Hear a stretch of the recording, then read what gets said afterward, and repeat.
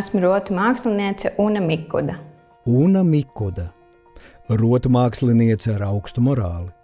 Gudrība un precizitāte ir nevainojama rezultāta pamatā. Kā ir ar tām mūzām? Gaidīt, kad atlidos vai nē?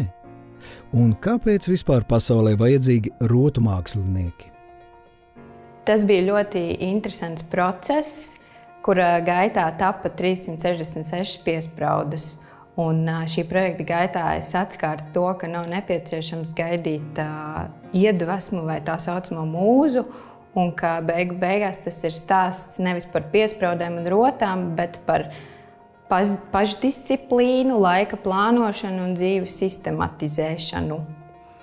Un šis projekts tapa manā darbnīcā, un tā ir vide, kuru es esmu sev iekārtojusi kā ērtu, patīkamu un radīšanas procesam piemērotu.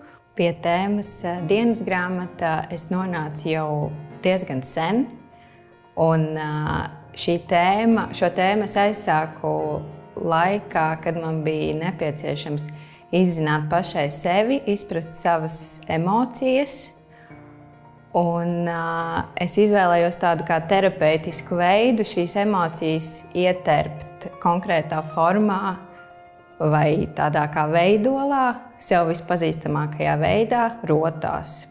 Un runājot par pasauli un rotu mākslinieku, es neņemos apgalvot, ka pasauli nevarētu iztikt bez rotu mākslas un rotu mākslinieka, jo katrs indivīds māk rotāties un to arī dara bez konkrētas priekšā teikšanas vai kaut kā īpaši radīšanas.